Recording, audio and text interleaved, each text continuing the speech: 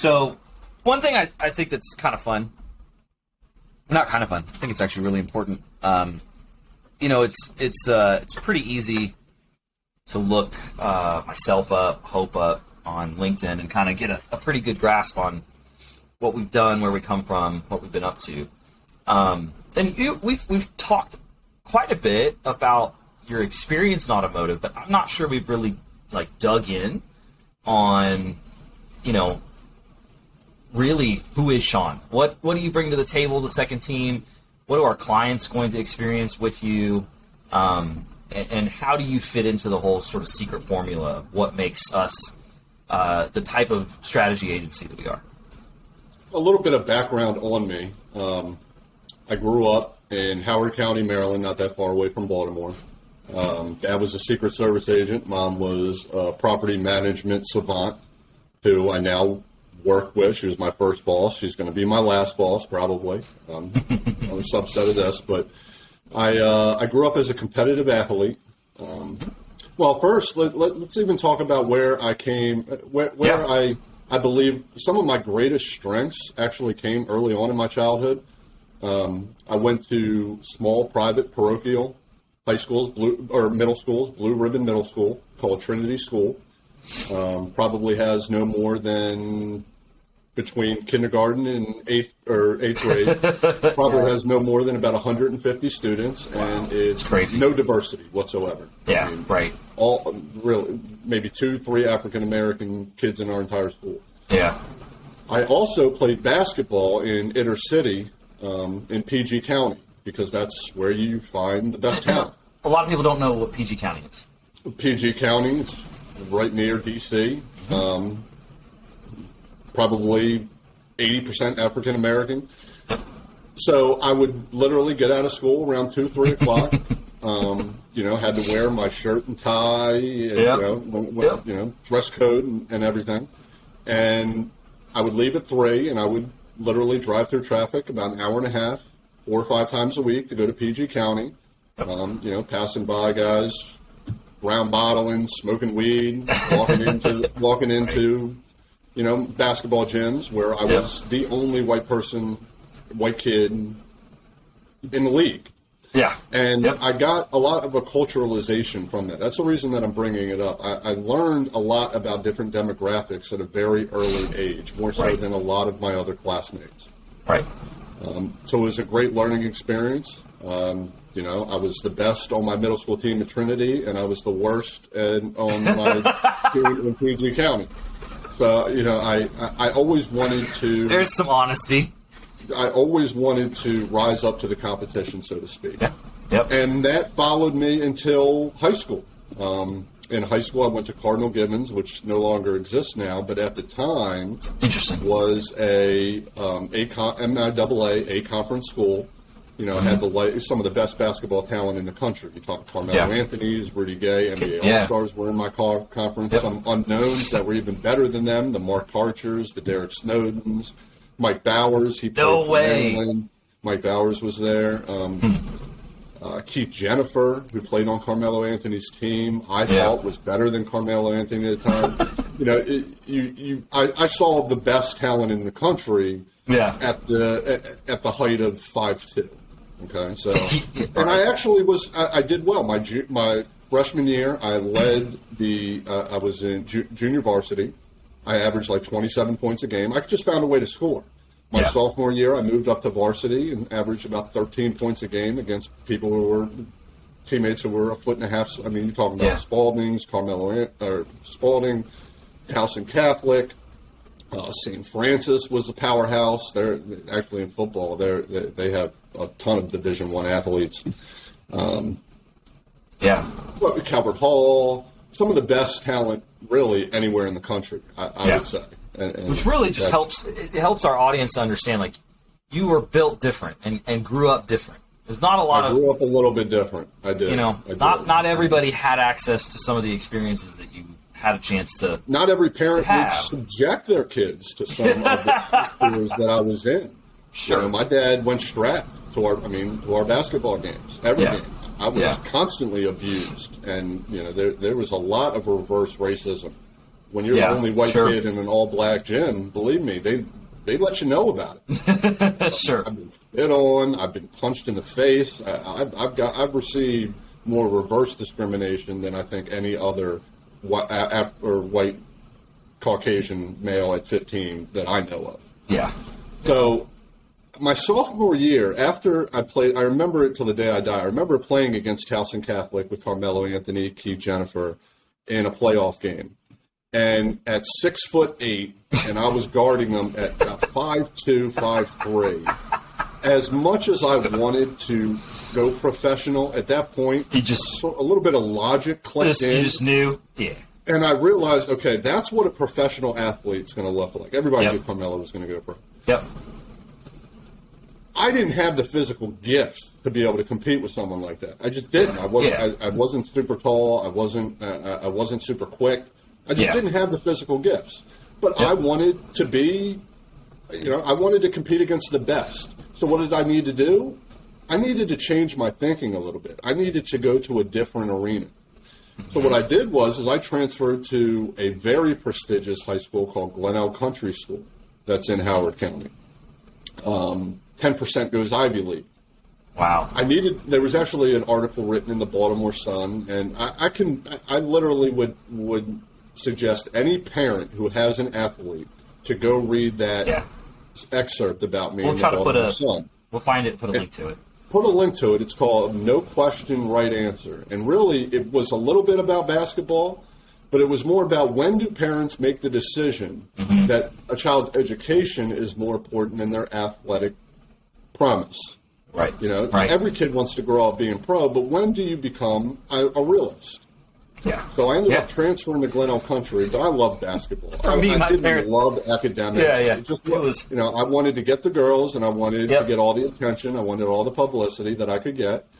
So I ended up, my junior and senior year, I led the state in scoring at 28 and 31 points a game. Those scoring records actually still stand. Still there. Yep. Now, I was competing against talent. I was in the MIAAC conference, so the talent that I was competing against was not the same. Was not nearly as good. Not Mello. No, not Mello. Certainly not. Beth DeFilla. No offense to those schools. I was going to say, I think you threw shade on Carmelo a couple minutes ago. I just want to make sure I clear the record. My kids are absolute Carmelo Anthony fans. Are they? So I can tell you some stories about him. Just want to throw that out there. He was a talent. There was no question. I saw what pro talent looked like early, and I realized that I just didn't have the physical gifts, regardless of how hard I was going to try.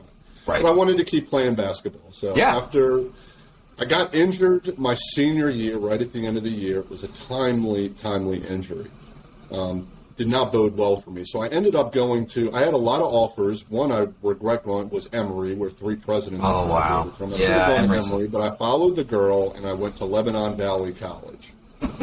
Long story short, basketball career kind of fizzled out, and I needed to reinvent myself. Yep. So at about my junior year, I ended up my junior and senior year, I graduated from Salisbury University with a degree in sociology with a specific degree in conflict analysis and dispute resolution. That wasn't because you got picked on when you were playing down in the... is that I was playing catch up my first 2 years. I didn't pay enough attention to my academics, and I was playing catch up, and I needed a degree. There you go. After that, I realized that I needed to really drill down on academics. So I wanted to go and get my master's degree in psychology. I ended up going to Towson. I went to UNBC. Yeah. Problem is when you were a Terp for a little while, right?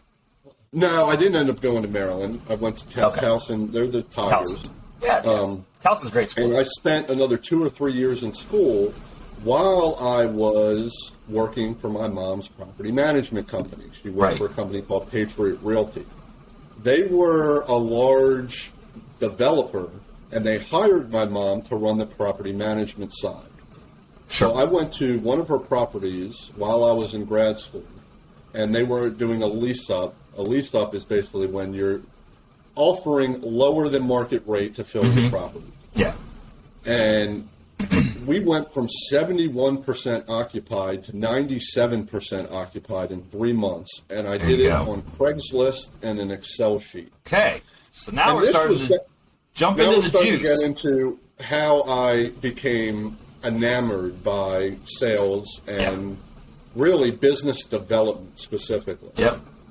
Patriot Realty was a development company they were building, and I don't know if our followers are familiar with Silver Spring, but Silver Spring, Maryland, big outer beltway, just very north. high-end building development, high-end development, building 400, 500 units on top of Safeways before that was like common.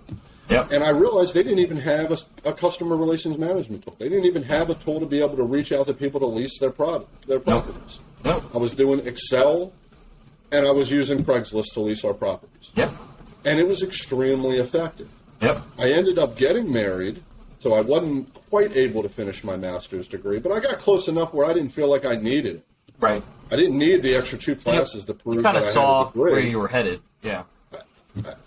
I knew the direction that I wanted to go into. Yep.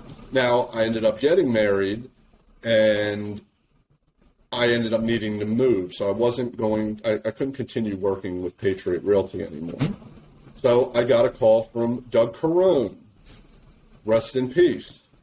He's human resources. Legends. He used to hire more automotive talent. Auto Army, right? Automotive Army. Auto Army hired Massive. more talent really than any other individual. Had to. Small headhunting business that I know, specifically in the auto industry. And I ended up at Antwerp and Toyota, which was a total dump.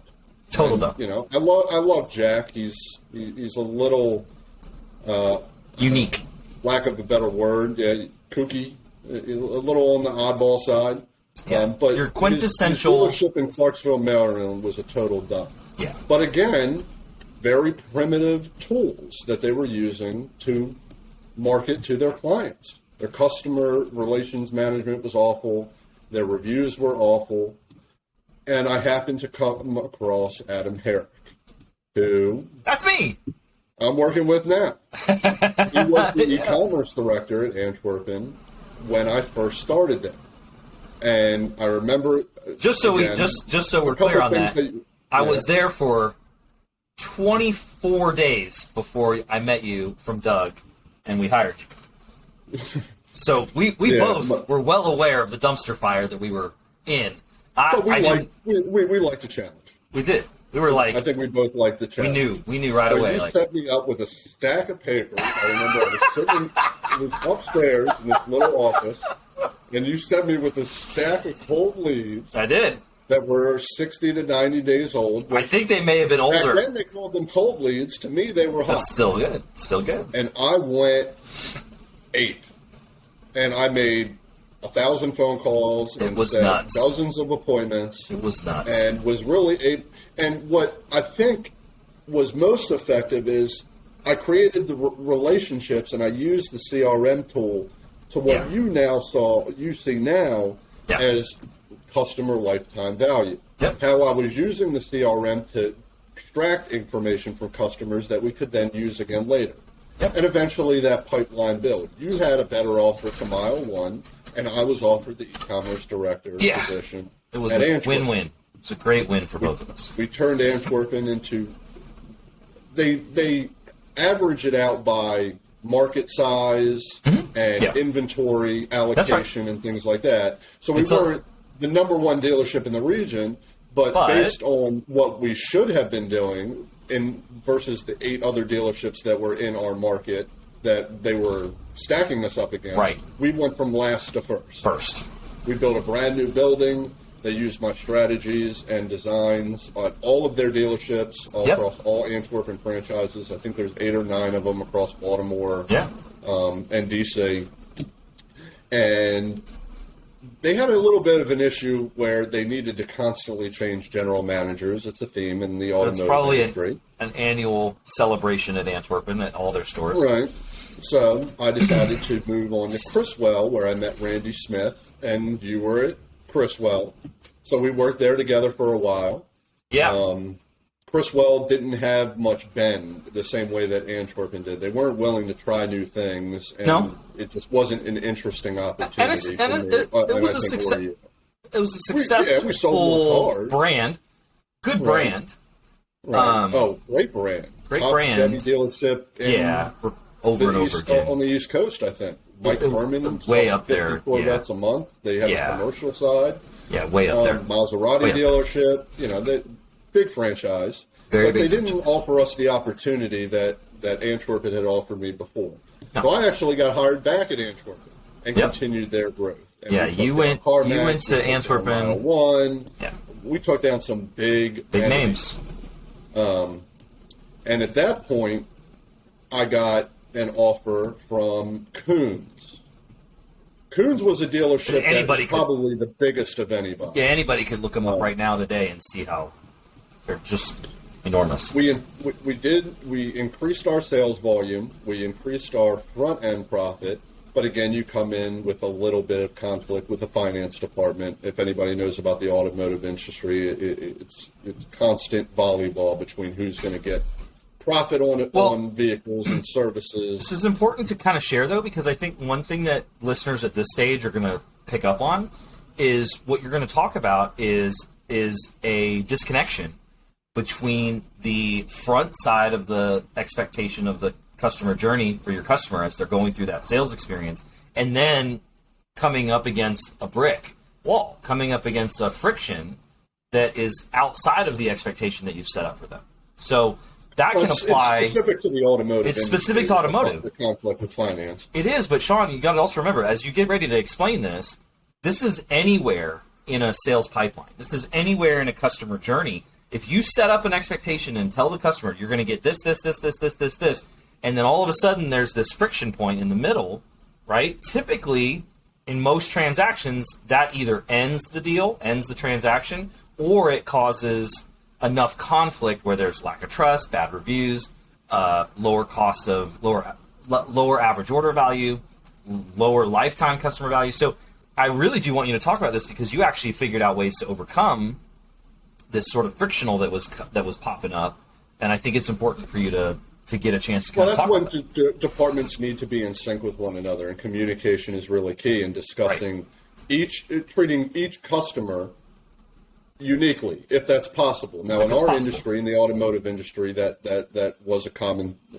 I mean, when you first introduce the customer to a sales associate, they develop that relationship. You want that to be furthered by when they are introduced to a sales manager, to when they're going into the finance department, to when they're interviewed with the service department, aftermarket, all of those. And this goes back to where I was talking about the importance of good data in the CRM tool. That's right. Even when the customer is there, you're still inputting information about the client. All the time, anytime you can. If you can't communicate directly with each department, they can always look in the notes, CRM tool, look at the data, and see little advantages here and there to be able to drum up conversation, to build that rapport. If somebody says that they have their own financing, the finance manager need to know that, so they don't go in and try to hit them 2-3 points over what they've already been offered by their credit union or by their bank, by their lender. So those are the little things. And services. Well, I'm only buying the car here. I'm not going to be servicing here. Well, then that service manager shouldn't be spending an enormous amount of time trying to gather all this information about the client, when in all likelihood they're not going to be able to retain that customer as a service client. That's right. Aftermarket. I do all my own aftermarket adjustments. Well, I need to tell the aftermarket manager they plan on doing this, this, and this to their own car. Right. Go in with that information and say why we should do it. Can we do it more affordably? Do we offer more product than they do? By having all that ammunition, you'd be amazed how critical that is in being able to extract the best relationship and the most profit out of each client. I can't remember if I heard this or if some way, some shape or form I made this up, but there's a phrase that goes somewhere along the lines of, the sale is always there. The sale is always going to be there. It's a matter of finding the opportunity. Meaning? Meaning, why don't you dive into that? What do you mean by finding the opportunity? As a retail business, as a service business, you always have the thing to sell, right? You always have it available, right? And so, not to get all crazy about metaphysics and quantum physics and the laws of the universe and shit like that, but you have the product. So there's always the product available to be sold. There's always a solution available to be sold. That's not your problem. The problem is finding the opportunity within the customer. It's not always the product that you think. It's not always the service that you think, right? Our job is to find the opportunity, to make the opportunity for that transaction to occur. Well, what is the most common phrases in automotive? Bait and switch, right? Sure. Bait and switch. Pull me in on the what we call them, price leaders back then? Loss leaders, price leaders, loss leaders. Price leaders. Pull them in on the price leader, the cheapest car that they have, and try to switch them to another option where you can increase your profit. Add another $1,800. We taught every salesperson to be upfront immediately about bait and switch. Yep. Look, you came in on this car. We're going to find out whether it's the right one for you. That's right. We don't put someone in a vehicle unless we're sure that it's going to serve their best needs over the long term. Right. Now, if you want to end up buying that car, you have every opportunity to go for it. Go for it. But please give me a half an hour to 45 minutes of your time to discuss. Just make sure you're not. Identify the needs, and then find the right fit. And 95% of the time, we did bait and switch. Yeah, but I mean, the customer wasn't irritated by it because it wasn't a bait and switch. It was finding the opportunity. It was taking the time, giving a better customer experience. And I know there's plenty of people that are going to be like, yeah, y'all are still grimy, greasy, shitty, fucked up car salesmen. But that's okay. You don't have to like us. You don't have to like that side of us, right? What we learned in all this translates into every other aspect of how we make other businesses successful, right? It's not to be honest about... with you, we're not selling a product. That's just it. We're selling a service. Yes, we are. We have products that we're going to use for companies to sell their product. Right. So if they want to look at us in a negative light, because a lot of my experiences in automotive, and there's a real negative connotation in relation to automotive. Give us 30 minutes.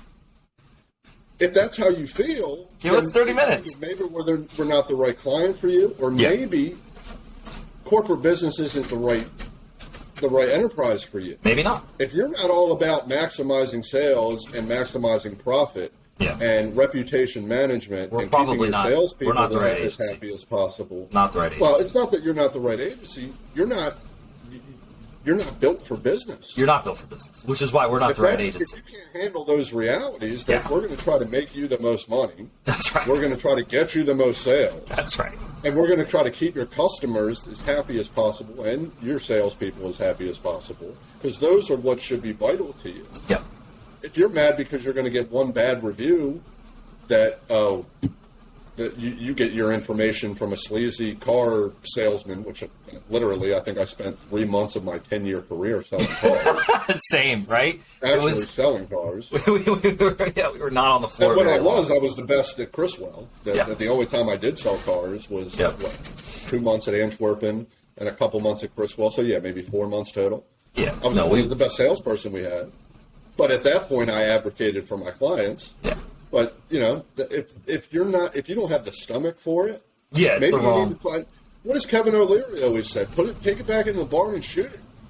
Take it back in the barn. If you can't handle the realities of business, take it back into the barn and shoot it. Stop wasting your time and go work for a nonprofit. Yeah. Someone very close to me all my life, that I grew up with, always fancied himself as an entrepreneur and always had small businesses that we would tool around with and get to kind of hands-on, get to kind of see. And growing up and looking back, it's almost I don't even know what the right word is for it. It's almost don't worry about it.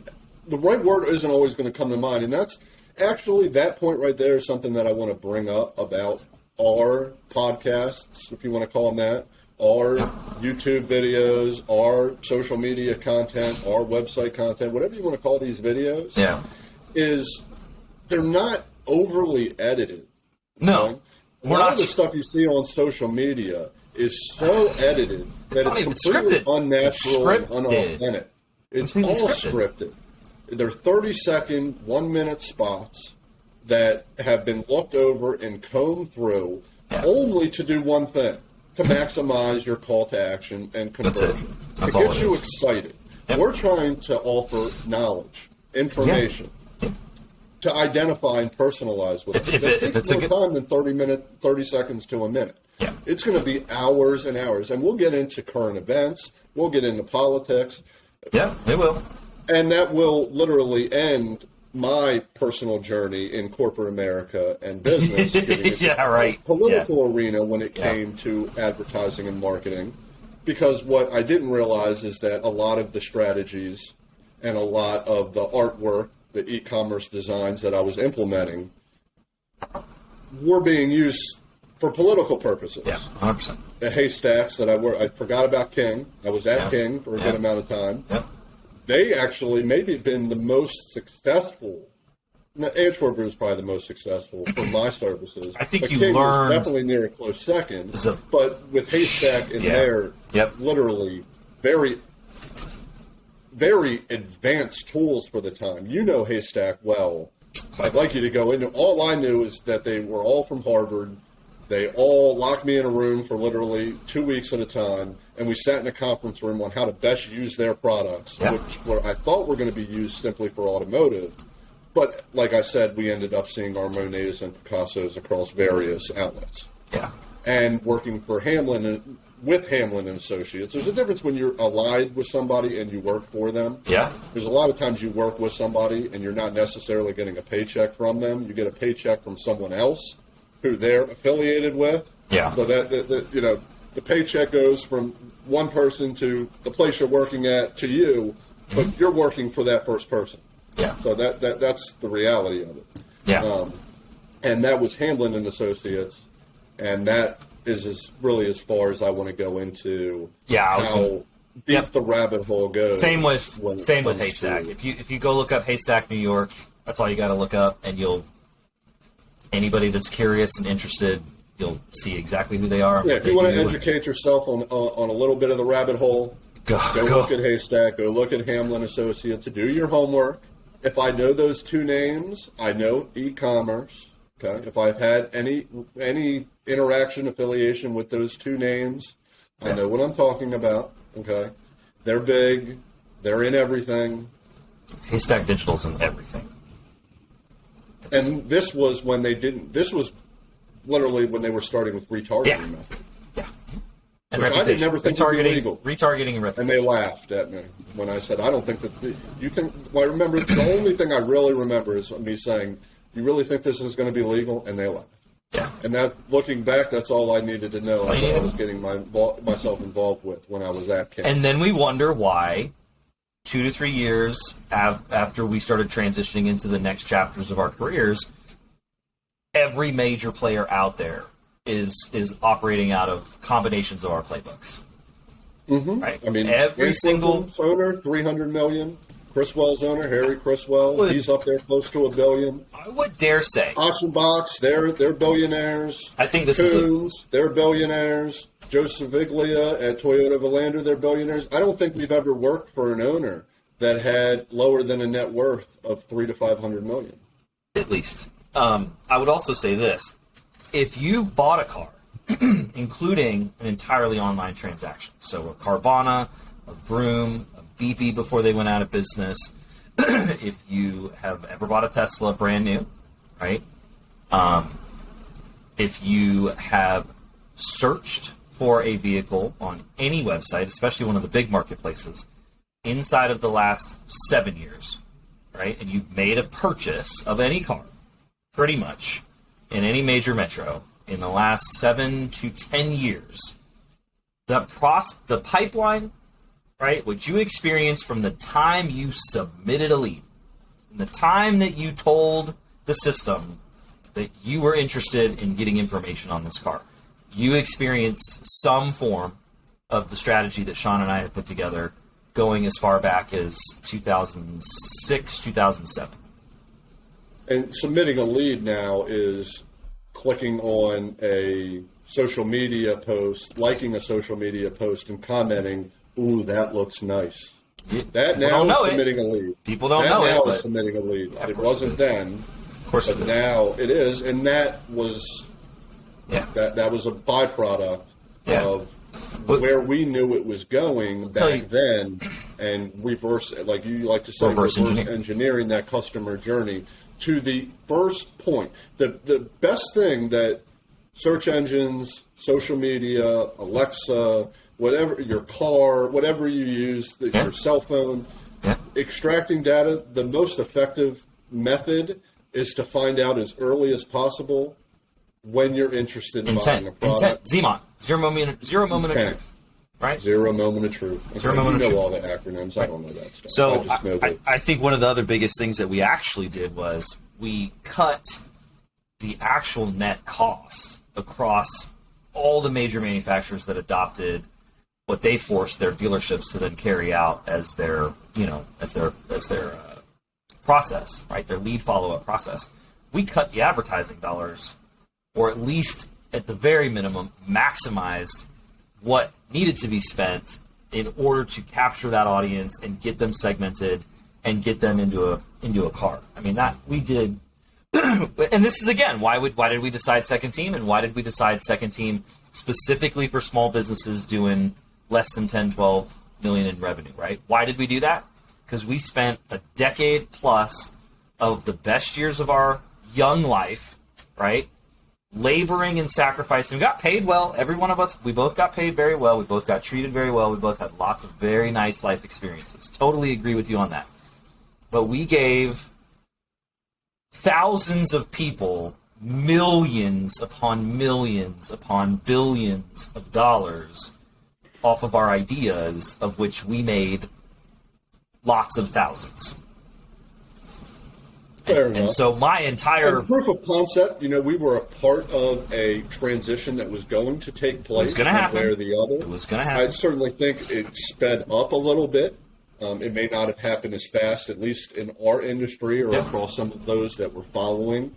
A lot like a Haystack, like a Hamlin, they take those strategies and they funnel it out. Mass produce it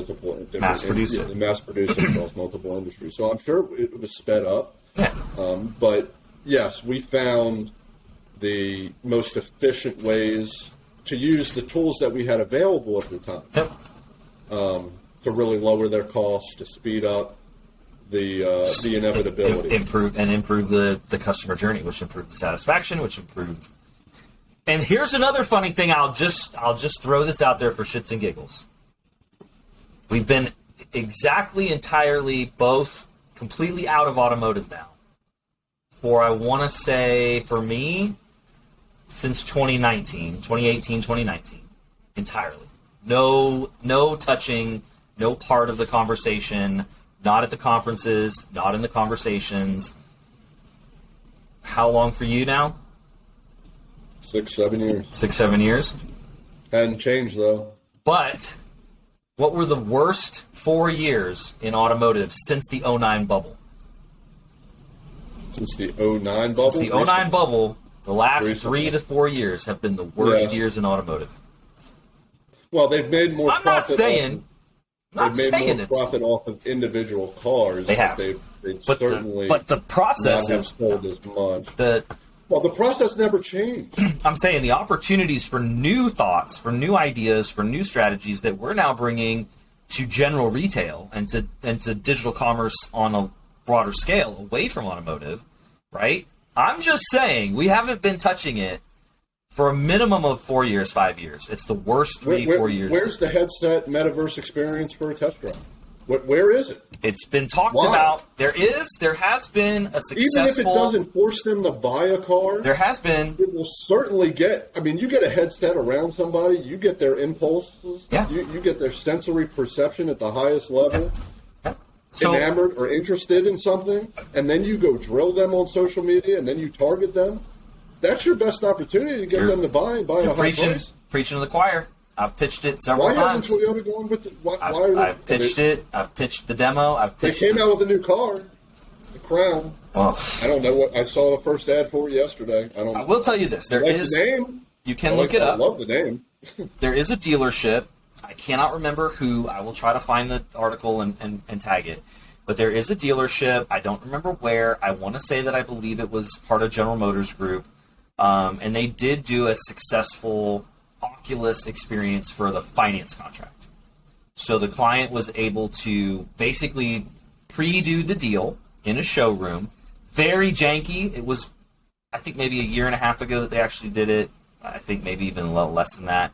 Pretty janky experience, but for automotive, very progressive. And essentially, you know, you've closed in on your stock number, and maybe you've test driven it the week before, or somehow or another you've had the physical test drive. Now all you want to do is, you know, you're at home, you're feeling cozy and comfy. The dealership's open till 8, 9, 10 o'clock. You're comfortable with doing it. All you want to do is just drive over there, pick up the car, and go home. So you just want to do all the paperwork digitally. It's basically a really interesting, slick integration between DocuSign. I want to say maybe. That's Sean, what was one of the bigger? I don't know why I'm blanking out on it, but one of the bigger finance product companies. ADP. No, sure. We'll just say it was ADP. That's fine. We'll just say it was ADP. Reynolds? I'm thinking of Reynolds. I'm thinking of the actual company that sold all the aftermarket, but they also sold all the actual finance. It's the finance training school. J something, right? Okay. Yeah. So I think that it was, let's just say it was ADP. So fine, whatever. So it was like a combination of the actual like legal contracts inside of ADP paired up with DocuSign. There's a me on camera, the finance manager on camera, the salesperson on camera. So you can kind of see each other. You look like you're in a digital showroom. I still think the actual experience still took like 45 minutes to 2 hours. So it's not like it cut down any time. It just was like, you don't have to be at the dealership, but then you still have to go. The car, they're already there. Saying, just like, so I clarify, the test drive experience that I'm mentioning way different. Now we've talked. It's not to get a feel of the car, but you can certainly get a feel for the interior. So you can get a feel for the walk around. If you can get a feel for all of the gadgets that are in the car. I mean, there are benefits. There is some information that you can pass on to a customer. I'm not disagreeing with you. I actually, if I was still heavily embedded in the space, I would be double down. If I was at the same level that I was at, now when I was at Overstock, we absolutely talked about putting the money into an actual virtual reality test drive experience. We just didn't get that far. We just didn't get that far. So too expensive? Oh my God, yeah. The Cars project on its own was massively. I mean, we were $6 to $8 million a year in spend over 4 years, and then, like I said, politically. But that's a drop in the bucket compared to what they. It's a drop in the bucket. The money they invested. Yeah, that not only that, but the money they invested on crypto and the money they invested on T0 and their other crypto platforms. You know, it was a fraction. It was a daily spend compared to what they spent on crypto. But politically, the landscape at Overstock, you can look it up on Fox News. It's very easy. You just find the history around 2017, 2018, 2019 when Overstock launched a Cars project. Follow the rest of the news trail and the paper trail of what happened at Overstock, and it's fine. It's totally fine. That brings me to segues into automotive time is different from. Totally different. What I guess these millennials now that they think a work week is, their work week, they're fighting for 30, 35 hours a week, and God forbid, that they go to the office at any time. Yeah. Our work weeks at 40-hour weeks were at best. That was our third Monday day. To Friday. Third day in. We worked. Third day in was 40 hours. We were 80 was... to 90 hours a week. So when you do the math. If I was at Antwerpen for 4 years, if I was at King for 6 months, if I was at Coons for 6 months, if I was at Criswell for a year, triple it. You triple it. You double. You triple that amount of time. I would say the 4 years that I did developing the Cars project for Overstock, those 4 years absolutely were 12 years of experience. In terms we should be retired. Well. We should be. My dad worked 20 years. Now, I'll give it to him. He went years without a day off, just like his son. Yeah. But he got off 20 years with a pension. Yeah. They don't offer that kind of stuff to our generation. They don't really do, unless you're a CEO. If I had to do it over again, or something, you don't get the golden parachute. That's anymore. right. And if I had to do it over again, I would do it the same. I probably would have exited a little bit sooner, but I would have done it all over the same. Exactly if I had it all to do it over again, I would have done this in 2012. There you go. I would have launched second team with you in 2012. I would have launched it. That's the only thing that I would have changed. We didn't need any more than we already had. Now we gained a lot of knowledge. So hindsight's always 20/20. Can Rolodex. we say we would have been as prepared Contacts. to go service our clients as we are now? Yep. I don't know if we can make that claim. I really don't know. Doesn't matter now. There would have been no harm in trying. No. But now we're 100% sure that Doesn't matter there's now. nobody that we can't help. I mean, even if it's a football team. I'd like to get involved with the Orlando Magic. I think that their marketing is terrible. Yeah, I mean, Billboards look, that we offer have $4.99 for a game. You're just saying that your product's junk. We You might as well just go ahead and. I mean, what was it? The Yankees were literally giving out free tickets 4 years ago. If you Because got, they don't really care if you go into the stadium. No, it's by all the- television by dollars, the- but you're not bringing any excitement to the community. You're not, you're not generating any more additional revenue. People aren't buying your jerseys. People look, aren't man, buying if we your supported, hats. if we supported the Orioles and the Ravens as long as we have, it's not about. I don't know. It's not about you the. do. I'm in Philly. It's- I support the Eagles and the Phillies. It's about the branding. and the It's about the branding, right? There was a time when being a Magic fan was where it was at. When I was young, and the Magic first came to town, and we were there, and Shaq was there, and those were some glory days. Being a Magic those were fan, short-lived. being a Magic fan was where it was at. It's sad to see what's happened. I want a piece of UCF. Is what I want a piece of. Well, listen. They're moving in. I think to the Big East now. I think they're Probably. changing conferences. Probably. So I think They should be they're at this going point. to be even more competitive from an athletic standpoint. Sure. And they're already one of the largest colleges in the United States. Well, what we're going to do is we're going to. I'd love a piece of that. What we're going to I'd do love is a piece. we're going to prove it to thousands of extremely competent and much deserved small businesses. We're going to help them get into that upper echelon. Then they're going to have the influence to be able to open up relationships with some of those bigger clients, and then we'll be able to branch off and do a version of second team that is able to touch that higher echelon. Well, like we mentioned before, that when we do when we have contracts for $10 to $12 million companies, when that's our target audience, the UCFs and the Orlando Magics, they're going to be using our strategies anyway. So maybe this time around, There you go. maybe we'll just end up going that route. If they want to invest, we'll need teams. There you go. We'll need more resources. I care right now about our 1 to 10s. Our 1 to 10s. I know that's what you want to be a part of, and there's plenty of opportunity there. We gotta give them- It should be fun for our clients. You got to give them that unfair It's going advantage. to be profitable. We got to give them that unfair advantage. You got to give them that unfair advantage. That's how they get out of that 10 million threshold. Unfair advantage over 10 million threshold. That's where we'll end it. That's it. We're gonna get them out of that. Gonna get them out of that ceiling. All right, stop recording.